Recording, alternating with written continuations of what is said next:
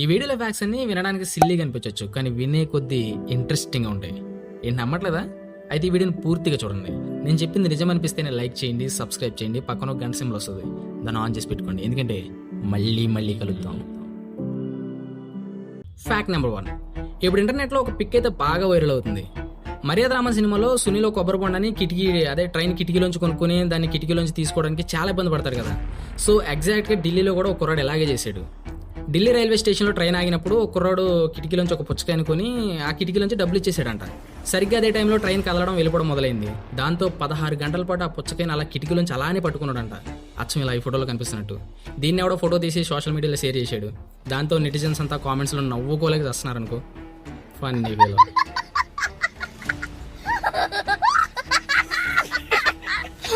Fact number 2. 1913లో Egypt కైరోకు దక్షిణాన ఉన్న తార్కాన్ శ్మశాన వాటికలో తవ్వకాలు జరిపినప్పుడు ఒక షర్ట్ లాంటిది దొరికింది. ఇప్పటివరకు మనం తవ్వకాలు జరిపినప్పుడు ప్రతి దాంట్లో కూడా బంగారము, డైమండ్స్, కొన్ని రకాల వస్తువులు ఇలాంటివి లభించాయి, కానీ మొట్టమొదటిసారిగా 5000 సంవత్సరాల నాటి ఒక షర్ట్ దొరికింది. ఇది 1913లో దొరికినప్పటికీ 1975లో దీనిపై కార్బన్ డేటింగ్ చేయగా తెలిసిన విషయం ఏంటంటే 2362 BC నాటిదిగా దీన్ని నిర్ధారించారు. అయితే 2015లో ఆక్స్ఫర్డ్ యూనివర్సిటీ వాళ్ళు అప్డేటెడ్ టెక్నాలజీతో దీనిపై పరిశోధన చేసినప్పుడు తెలిసిన విషయం ఏంటంటే ఇది 95% 3482 నుండి 3102 BC మధ్య సంవత్సరాలు తయారు చేయబడిందని. అలానే అదొక రకమైన నారతో తయారు చేయబడిందని చెప్పేసి సైంటిస్టులు వివరిస్తున్నారు. దీన్ని Petri museum of Egyptian archaeology London మ్యూజియంలో ఉంచారు. ఇదే ప్రపంచంలో అతి పురాతనమైన వస్త్రం. పైగా ఇది ఇన్ని సంవత్సరాలు పాడవకుండా మన వరకు చేరుకున్నందుకు సైంటిస్టులు ఆశ్చర్యపోతూ ఇలా అన్నారు. Fact number 3. టైమ్స్ ఆఫ్ ఇండియాలో ఒక న్యూస్ అయితే ఇలా బయటకు వచ్చింది. వాతావరణంలో మార్పుల వల్ల 50,000 సంవత్సరాల నాటి పురాతనమైన వైరస్లు బయటకు వచ్చే అవకాశాలు ఉన్నాయంటూ ప్రచురించారు. ప్రముఖ వైరాలజిస్ట్ జియాన్ మిచెల్ క్లాబెరీ వాతావరణంలో జరుగుతున్న మార్పుల వల్ల, గ్లోబల్ వార్మింగ్ వల్ల సైబీరియాలోని మంచు పొరలు కరిగి 50,000 సంవత్సరాల నాటి జైంట్ వైరస్లు మళ్ళీ పుట్టుకొస్తున్నాయని చెప్పుకొచ్చాడు. వాటిపై తనకు పరిశోధన చేయడానికి 10 సంవత్సరాలు పట్టిందంట.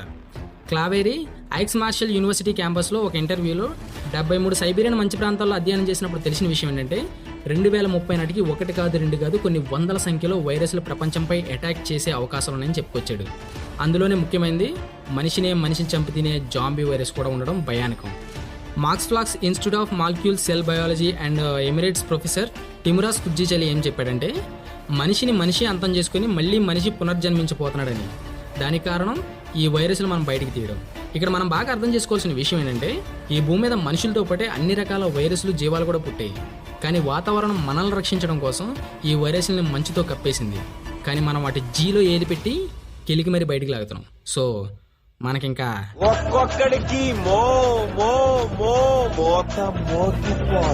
Fact number 4.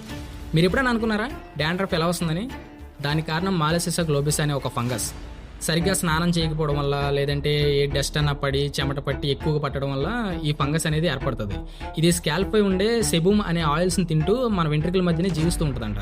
అసలు ఈ సెబూమ్ ఆయిల్స్ ఎలా పనిచేస్తాయంటే స్కాల్ప్ పై ఉండే డెత్ సెల్స్ని తొలగించి మన స్కిన్ని మాయిశ్చరైజేషన్ చేయడం కోసం ఈ సెబూమ్ ఆయిల్ అనేది పుడుతుంది. కానీ ఈ ఫంగస్ అనేది దాన్ని తినేసి అక్కడే మల విసర్జన చేసేసి ఆ డెత్ సెల్స్ అనేవి అలాగే ఉండిపోయేలాగా, పొలిచిలా ఏర్పడేలాగా, పొరలుగా ఊడిపోయేలా చేస్తుంది అనమాట. సో దీనివల్ల ఎక్కువగా దురద, హెయిర్ ఫాల్ జరుగుతూ ఉంటుంది. అలానే మనం బయట తినే జంక్ ఫుడ్ వల్ల కూడా ఎక్కువగా డాండ్రఫ్, హెయిర్ ఫాల్ వచ్చే అవకాశాలు ఉన్నాయి. ఎందుకంటే మనం తినే జంక్ ఫుడ్ వల్ల సెబూమ్ ఆయిల్ ఎక్కువగా ఉత్పత్తి అయ్యి ఈ ఫంగస్ మరింత స్ప్రెడ్ అయ్యే అవకాశం ఉంది. సో డాండ్రఫ్ మరింత ఎక్కువయ్యే అవకాశం ఉంది. కాబట్టి బయట జంక్ ఫుడ్స్ని తగ్గించి వీక్లీ 2 times అయినా హెడ్ బాత్ చేస్తే మంచిది అని నా ఫీలింగ్ అనమాట.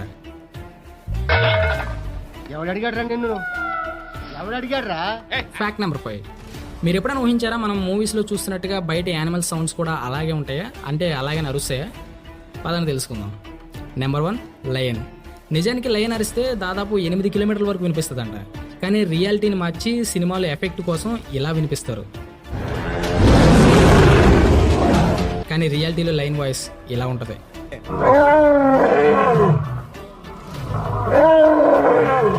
Number 2, eagle. పక్షుల్లోకెల్లా మోస్ట్ పవర్ఫుల్ బర్డ్. దీన్ని సినిమాల సౌండ్ ఎఫెక్ట్ కోసం ఇలా మారుస్తారు. వినడానికి బాగుంది కదా, బట్ రియాలిటీలో ఇలా ఉంటుంది. ఇంట్రెస్టింగ్ ఉంది కదా? బాగుందనా? నిజం బాగుందనా అంటే. Fact number 6. ఇప్పుడు వరకు మనం బైక్స్ను, కార్స్ను మోడిఫై చేయడం చూసాం. కానీ మొట్టమొదటిసారిగా ఒక మనిషి తన బాడీ మొత్తాన్ని మోడిఫై చేసుకుంటే ఎలా ఉంటుంది? రోల్ఫ్ బుచెల్స్ ఇతను తన బాడీని దాదాపు 500 సార్లు మోడిఫై చేయించుకున్నాడంట. తన వయసు 65 సంవత్సరాలు. ప్రపంచంలో అందరికంటే వింతగా కనిపించడం కోసం తన ఒంటిపై చాలా మార్పులు చేయించుకున్నాడు. నెత్తి మీద కొమ్ములు పెట్టించుకున్నాడు, ముక్కు పోగులు పెట్టించుకున్నాడు, పెదాలు మార్చుకున్నాడు, చివరికి కళ్ళను కూడా మార్చుకున్నాడు. ఇన్ని రకాలుగా తన బాడీని మార్చుకున్నందుకు Guinness book of world record దక్కింది. కానీ చూడడానికి ఏలియన్లా ఉన్నాడు కదా. ఏంటి మమ్మీ ఎవడీడు? లాస్ట్ అండ్ ఫైనల్గా ఫ్యాక్ట్ నెంబర్ 7. ఇదే అబ్సిడియన్ బ్లేడ్. ఇదే ప్రపంచంలో కల్లా అత్యంత షార్పెస్ట్ బ్లేడ్. ఇది కూరగాయల పేపర్లే కాదు, సింగిల్ సెల్స్ని కూడా కట్ చేయగలదు. ఒకవేళ ఇది మన బాడీలో ఎక్కడైనా కట్ అయితే అసలు ఎప్పుడు కట్ అయిందో ఎలా కట్ అయిందో కూడా తెలియదు. అంత షార్ప్గా దిగుతుంది. ఇది మన కిచెన్లో ఉండే నైఫ్ల కంటే కూడా 500 రెట్లు ఎక్కువ షార్ప్గా ఉంటుంది. దీన్ని అగ్నిపర్వతం బద్దలైనప్పుడు బయటికి లావ వస్తుంది కదా, అది గనుభవించినప్పుడు దాని నుంచి తీసుకొచ్చిన రాక్ మెటీరియల్తో ఈ బ్లేడ్ తయారు చేస్తారు. ఈ బ్లేడ్ గ్లాస్ వచ్చి ఏకంగా సర్జికల్ బ్లేడ్ కంటే 3 రెట్లు ఎక్కువ షార్ప్గా ఉంటుంది. ఎందుకంటే ఇది కేవలం 3 నానోమీటర్స్ మాత్రమే ఉంటుంది. కాబట్టి ఇదే ప్రపంచంలో కల్లా అత్యంత షార్పెస్ట్ బ్లేడ్గా గుర్తించారు. ఇది ఎక్కడైనా కనిపిస్తే కొద్దిగా కేర్ఫుల్గా ఉండండి. అంటే కనిపించదు అనుకో, ఒకవేళ కనిపిస్తే. ఈ వీడియోలో ఏ ఫ్యాక్ట్ మీకు ఇంట్రెస్టింగ్ అనిపించిందో కింద కామెంట్ చేయండి.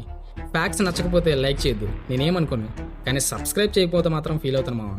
అలానే పక్కన గంట సింబల్ వస్తుంది, దాన్ని ఆన్ చేసి పెట్టుకోండి. ఎందుకంటే ఇలాంటివి చాలా తీసుకొస్తాను. మళ్ళీ కలుద్దాం. అంతవరకు సెలవు, బాయ్.